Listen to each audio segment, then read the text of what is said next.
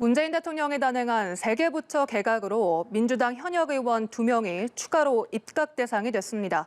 이번 개각에 대한 여야 평가와 후보자들의 포부는 어떤지 국회 취재기자 연결해서 자세한 내용 알아봅니다. 박철웅 기자.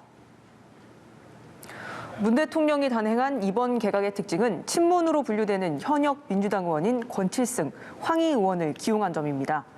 앞서 전해철 의원이 행정안전부 장관으로 입각했고 직전 개각된 박범계 의원이 법무부 장관, 한정혜 의원은 환경부 장관 후보자로 지명됐습니다. 이인영 통일부 장관을 포함해 국무위원 3분의 1이 현역 의원으로 채워지는 겁니다. 이번 개각에 대해 최인호 민주당 수석 대변인은 적재적소라는 원칙에 부합하는 인사라면서 의원들이 장관으로 발탁된 만큼 더 막중한 책임감으로 정부를 뒷받침하겠다고 밝혔습니다. 이어 국회와 협력에 있어 현역 의원이 누구보다도 특장점이 있을 것이라고 평가했습니다. 그러나 국민의힘은 대통령 측근 말고 장관 후보가 그리 없느냐며 돌려막기 인사, 또 회전문 인사라고 비판했습니다. 김종인 국민의힘 비상대책위원장은 박영선 장관의 서울시장 출마를 위한 개각이라고 평가절하했고 정의당도 정부 부처의 개각이 특정인의 보궐선거용으로 비춰진다는 점에서 비판하지 않을 수 없다고 했습니다. 장관 후보자들은 한 목소리로 코로나로 어려워진 상황을 해소하겠다는 포부를 밝혔습니다. 직접 들어보시겠습니다.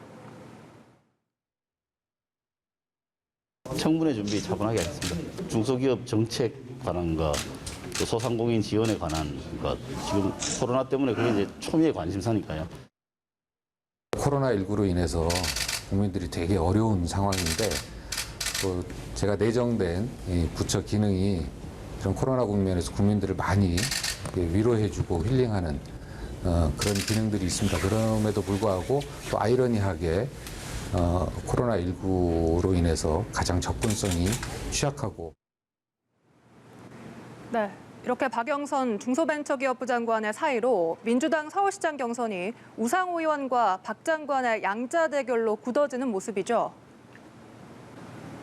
네, 그렇습니다. 중소벤처부 장관 후임이 내정되면서 박영선 장관이 출마할 길이 열렸습니다.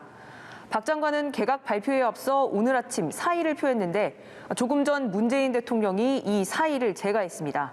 박 장관은 오늘 오후 2시에 열린 간부 회의를 끝으로 장관직을 마무리 지었습니다. 박 장관은 어젯밤 언론 인터뷰에서 다른 선택을 할 여지가 없다면서 사실상 출마를 공식화했는데 오늘은 SNS에 글을 올려 이제 모든 것을 내려놓고 광야로 떠난다고 했습니다.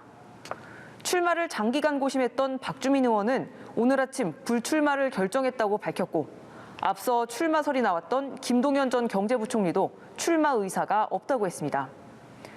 민주당은 이달 29일까지 보궐선거 후보 등록을 받지만 서울시장 경선 구도는 박영선 장관 대 우상호 의원, 이렇게 양자 대결로 굳어지게 됐습니다. 민주당 대진표가 이렇게 짜여지기는 했는데 지금까지 서울시장 경선 전국은 국민의당 안철수 대표와 국민의힘 후보와의 단일화 논의가 주도해온 게 사실입니다. 10명이 출마를 선언하면서 후보가 풍년입니다. 이를 과시하듯 오늘은 국민의힘 서울시장 후보들은 물론 대권 잠룡들까지 한자리에 모여서 고 박원순 전 서울시장 시절 10년간을 비판했습니다. 후보 간 신경전이 팽팽했다고 합니다. 나경원 전 의원은 이번 선거에서 꼭 이기고 내년 대선까지 승리하는 길만이 상식의 대한민국으로 돌아가는 거라고 강조했고 무상급식 투표로 물러났던 오세훈 전 서울시장은 벌은 달게 받고 책임도 지겠다면서 더 큰 책임으로 서울 시민께 보답하겠다고 밝혔습니다.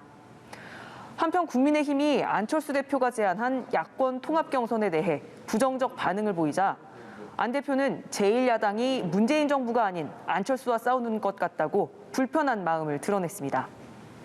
지금까지 국회에서 전해드렸습니다.